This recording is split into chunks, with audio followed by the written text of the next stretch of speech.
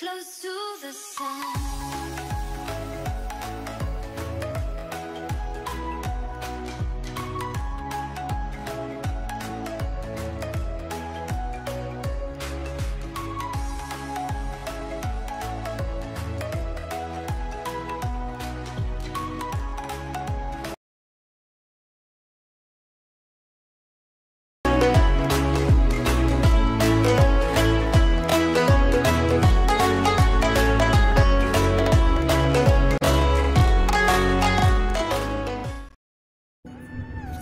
Melanjutkan dari cerita sebelumnya, sekelompok bayangan merah seperti banjir yang mengamuk melesat melewati hutan.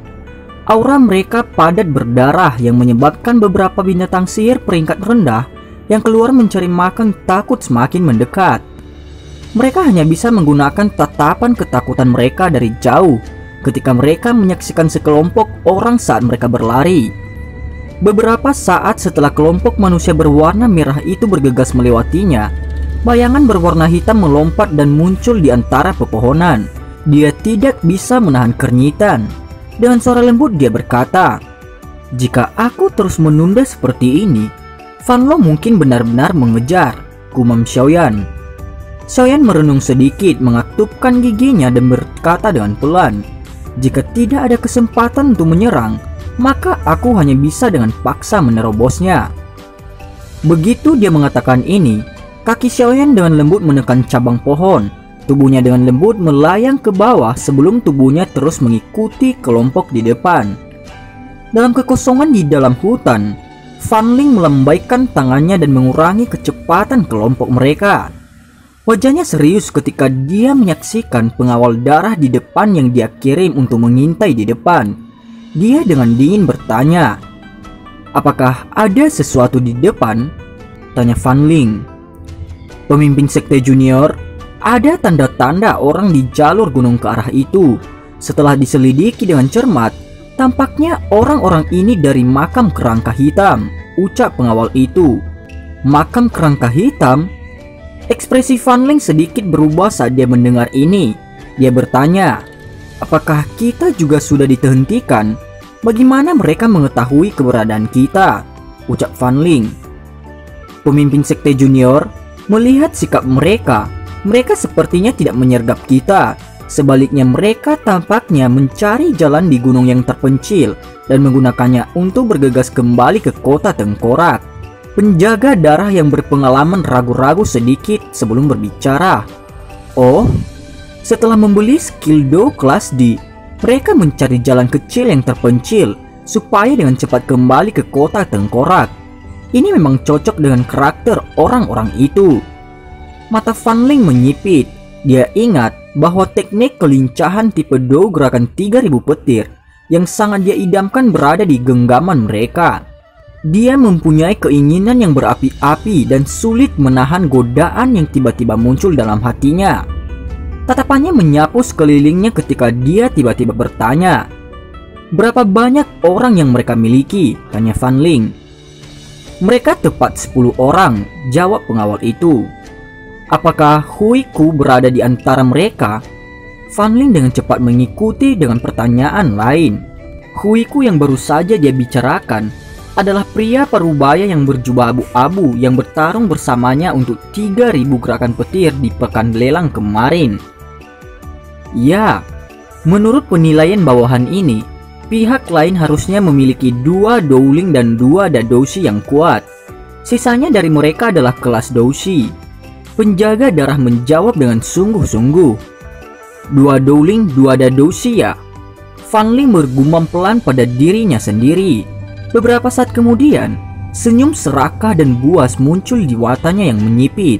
Dengan lambaian tangannya, dia berkata dengan cara yang gelap dan dingin, "Tingkatkan kecepatan kita menyusul orang-orang dari makam kerangka hitam. Awalnya saya tidak berencana untuk memiliki ide tentang masalah ini, tetapi kebetulan mereka sendiri memilih untuk mengambil jalan di gunung kecil ini. Mereka seharusnya tidak menyalahkan tuan muda ini karena memiliki hati yang gelap," ucap Fan Ling. "Pemimpin sekte junior, pemimpin sekte mengatakan bahwa misi terpenting yang kita miliki sekarang adalah mengirim pil naga misterius Yin Yang kembali ke kota Muzi. Jika ada masalah yang muncul, itu mungkin sangat tidak menguntungkan bagi kita. Melihat bahwa Fan Ling benar-benar berencana untuk menghentikan orang-orang dari makam kerangka hitam, orang tua itu yang telah mengikuti di sampingnya buru-buru menyarankan untuk tidak melakukannya. Penatua Luo, kamu tidak perlu khawatir. Pihak lain jauh lebih lemah dari kita, apakah itu dalam hal jumlah atau kekuatan keseluruhan kelompok. Itu bermanfaat bagi kita untuk mengambil resiko ini untuk teknik Do kelas D. Fan Ling merentangkan tangannya dan berbicara dengan samar. Tiba-tiba Penatua Luo ragu-ragu sejenak ketika dia mendengar ini. Dia bertukar pandang dengan pria tua lain di sisinya dan kemudian menatap Fan Ling yang wajahnya dipenuhi tekad. Dia hanya bisa mengangguk tanpa daya. Ketika waktu itu tiba, aku perlu menyusahkan kedua penatua untuk menahan Dowling pihak lain. Aku akan memimpin pengawal darah untuk menghabisi orang lain dari makam kerangka hitam. Kali ini itu akan sama dengan apa yang kita lakukan dengan orang-orang dari Istana Ular Langit. Kita tidak boleh membiarkan bahkan setengah orang menyelinap pergi. Fan Ling berkata dengan dingin. Gaya pembunuhannya tegas tanpa keraguan sedikit pun dan dapat dianggap sebagai figur kekuasaan. Namun dia hanya sedikit terlalu rakus. Saat suara Fan Ling jatuh, kelompok pengawal darah mengangguk pelan tanpa mengeluarkan sedikit pun keluhan atau penolakan. Fan Ling mengangguk puas. Dia melambaikan tangannya dan memimpin orang di depan saat mereka menyerbu ke dalam hutan lebat. Tidak lama setelah Fan Ling dan yang lainnya menghilang, tubuh Xiaoyan muncul di atas pohon besar. Dia mengamati tempat di mana kelompok Fan Ling menghilang, dan senyum aneh muncul di wajahnya. Dengan suara lembut dia berkata, "Sungguh orang yang terlalu rakus. Ketika dia melihat sesuatu yang baik, dia hanya ingin merebutnya. Tapi kali ini kamu ditakdirkan untuk dirampok," ucap Xiaoyan. Xiaoyan tertawa pelan ketika tubuhnya melayang turun dari pohon besar sebelum berubah menjadi bayangan hitam yang melompat ke hutan. Sekitar 10 menit kemudian, dia tiba-tiba melambat dan menyembunyikan tubuhnya di belakang pohon besar. Pada saat ini di tanah kosong yang hanya puluhan meter jauhnya, lebih dari 10 pengawal darah yang diliputi oleh aura berdarah membentuk lingkaran, mengelilingi beberapa orang dengan tengkorak berwarna hitam dijahit ke jubah mereka. Dari tampilan kekacauan di tanah dan luka di tubuh mereka, jelas bahwa kedua belah pihak sudah terlibat dalam pertempuran eksplosif dalam waktu singkat sebelumnya. Apakah mereka sudah mulai bertarung? Tatapan Xiaoyan menyapu tanah kosong yang berantakan. Dia kemudian melirik kedua medan pertempuran kecil. Seorang lelaki parubaya berjubah abu-abu di antara mereka secara mengejutkan dari makam tengkorak hitam selama pekan lelang kemarin. Orang-orang dari makam tengkorak hitam tidak dapat bertahan diserang seperti Istana Ular Langit. Saat Xiaoyan bergumam di dalam hatinya, pengawal darah yang seluruh tubuhnya dikelilingi oleh aura berdarah sekali lagi mulai menyerang. Aroma berdarah yang mengalir deras membuat orang muntah. Di bawah lebih dari 10 pisau darah bersinar, 8 orang dari makam tengkorak hitam dengan pengecualian 2 dadoshi yang menggertakkan giginya dan bertahan lama, secara langsung diretas sampai mati oleh pisau yang kacau itu. Kematian mereka sangat menyedihkan.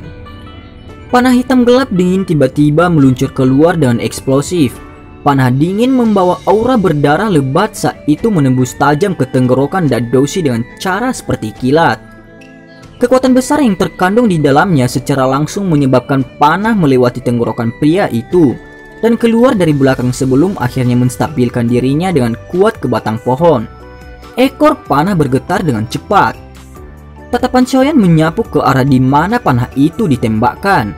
Orang yang telah menyerang sebenarnya adalah Fan Ling yang memegang busur di tangannya. Pada saat ini, dia sekali lagi mengangkat busurnya setelah membunuh 1 dadoshi dan menargetkan dadoshi lainnya dari kejauhan. Melihat bahwa Fan Ling menunjuk panah ke arahnya, ekspresi dadoshi lainnya berubah drastis. Doki melonjak liar di dalam tubuh mereka. Dalam sekejap, itu diaglomerasi dan membentuk baju besi Doki agak kasar di permukaan tubuhnya. Dari penampilan baju besi Doki ini, kekuatan dadoshi ini kemungkinan sekitar 2 atau 3 bintang dadoshi. Kamu ingin memblokir panah gerhana darahku hanya dengan armor Doki yang rusak itu? Fan Ling tidak bisa menahan tawa dingin ketika dia melihat tindakan Dadoshi ini. Dia menarik tali busur kembali dan melepaskan jarinya. Panah yang ditutupi oleh energi berwarna darah ditembakkan dengan kedua ledakan. Itu berubah menjadi cahaya berdarah yang dengan keras bertabrakan dengan baju besi Doki dengan cara seperti kilat. Suara berderak tidak bertahan lama sebelum tiba-tiba berhenti. Itu karena panah berwarna darah benar-benar membuat lubang kecil di baju besi Doki itu. Panah kemudian mengebor ke tenggorokan Dadoshi itu melalui lubang. Fan Ling dengan acuh tak acuh menatap Dadoshi yang telah runtuh dengan lembut di tanah. Dia kemudian menyaksikan serangan terakhir kedua Dadoshi tepat sebelum kematian mereka, menewaskan hampir 10 pengawal darah. Untungnya ada gerakan 3000 petir sebagai kompensasi. Fan Ling mengulangi dalam hatinya. Baru kemudian dia merasa sedikit lebih baik. Dia memiringkan kepalanya dan memandangi dua Dowling yang kuat dari makam kerangka hitam di dua area lain, yang ditahan oleh kedua sesepuh sampai mereka tidak bisa bergerak. Dengan suara lemah, dia berkata, "Mo Erhan, serahkan gerakan 3000 petir. Jika Anda mematuhi tuntutan saya akan meninggalkan Anda dengan mayat yang utuh," ucap Fan Ling. Ekspresi pria parubaya bernama Mu Erhan itu gelap dan serius saat dia menghindari serangan dari lawannya di depannya. Suara serak saat dia berkata, "Fan Ling, kamu akan menyesali ini," ucap Mu Erhan. Fan Ling tertawa dingin ketika busur dan panah di tangan sedikit bergoyang dan mengarah ke arah Dowling yang kuat. Aura darah berfokus di ujung panah dan matanya telah menyusut rapat pada saat ini. Dia akhirnya menemukan celah Dowling yang dipaksa oleh lawan yang terakhir. Dia mengendurkan tangannya dan panah darah keluar dengan eksplosif. Sesaat kemudian, panah menembak dengan keras ke dada Dowling yang kuat itu. "Jika aku mati, mari kita mati bersama," ucap Dowling dari makam kerangka hitam. Dowling yang kuat dari makam tengkorak hitam juga sangat agresif. Meskipun diserang oleh panah dingin Fan Ling sampai dia terluka parah dengan darah segar yang berulang kali diludahkan dari mulutnya, dia membuang senjata di tangannya. Dia dengan gila menahan rasa sakit karena tangannya dipotong oleh pisau lawannya saat dia menggunakan tangannya yang lain untuk membungkus erat lawannya. Wajahnya sangat ganas saat dia berteriak keras, "Ledakan tulang!" teriak Dowling itu. "Penatuhan, cepat mundur!" Ekspresi Fan Ling berubah dan buru-buru berteriak ketika dia melihat bahwa wajah orang kuat dari makam kerangka hitam tiba-tiba berubah menjadi hijau dan ungu yang aneh. Bong! Peringatan Fan Ling baru saja jatuh ketika Dowling yang kuat itu tiba-tiba meledak. Riak energi yang kuat dari ledakan menghilangkan hampir setengah kaki dari tanah. Dowling yang kuat dari sekte darah juga diledakkan oleh ledakan sampai pakaiannya compang-camping dan kulitnya rusak, memperlihatkan daging di dalamnya. Sialan! Melihat penatuhan yang telah mempertahankan hidupnya, tetapi untuk sementara kehilangan kemampuan bertarungnya, Fan Ling mengeluarkan kutukan yang sangat marah. Dia melambaikan tangannya dan berkata dengan suara gelap dan dingin, "Pengawal darah, dengarkan, kepung dan bunuh Mo Erhan," teriak Fan Ling. Ya, saat perintah Fan Ling jatuh, sisa 20 ditambah pengawal darah mengangkat pisau panjang mereka yang memiliki jejak darah yang belum kering. Setelah itu mereka membawa aura berdarah di seluruh tubuh mereka saat mereka mengepung dan menyerang Mo Erhan. Orang yang dipanggil Penatua Luo itu memegangi dadanya dan menghembuskan nafas panjang. Dia memuntahkan seteguk darah segar ketika dia melirik pengawal darah, di mana hanya 10 yang tersisa, serta penatuahan yang terluka parah. Dia tidak bisa menahan senyum pahit dan menggelengkan kepalanya. Dia tidak menyangka bahwa orang-orang dari makam kerangka hitam sekuat ini dan tidak takut mati. Sungguh pertarungan yang pahit. Melihat bahwa Mu Erhan akhirnya tidak sadar, Fan Ling menarik tali busurnya di luar medan pertempuran, akhirnya menghela nafas lega. Dia dengan ceroboh melepaskan busur dan anak panahnya di tangannya. Dia kemudian secara acak mengambil pisau panjang dari tangan pengawal darah, sebelum dengan keras memotong leher Mu Erhan dengan wajah yang ganas dan benar-benar menghabisinya. Dia menjentikan ujung pisau dengan lembut dan mengangkat cincin penyimpanan di tanganmu, Orhan. Fan Ling buru-buru membalik semua yang ada di dalamnya. Beberapa saat kemudian, sukacita liar yang sulit disembunyikan menyapu wajahnya. Sebuah gulungan kuno berwarna perak muncul di tangannya. Hahaha, gerakan 3000 petir telah mendarat di tanganku. Setelah saya berhasil mempraktikannya, apa yang bisa dilakukan doang yang kuat kepada saya? Hahaha. Fan Ling memegang gulungan itu dengan erat dan tidak bisa menahan diri menghadap ke langit dan tertawa dengan gila.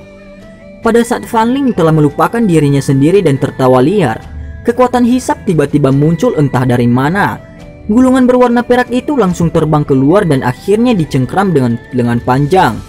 Hahaha. Terima kasih banyak atas kerja keras Anda, pemimpin sekte junior Fan Ling. Namun lebih baik bagi saya untuk mengambil alih teknik ini, ucap Xiaoyan. Seorang pria berjubah hitam anehnya muncul di cabang pohon. Gulungan teknik Dao Kelas D berwarna perak itu memantulkan cahaya dengan kilau samar di bawah sinar matahari. Dan cerita pun bersambung. Terima kasih telah mendengarkan Mimin sampai akhir ya, dan sampai jumpa.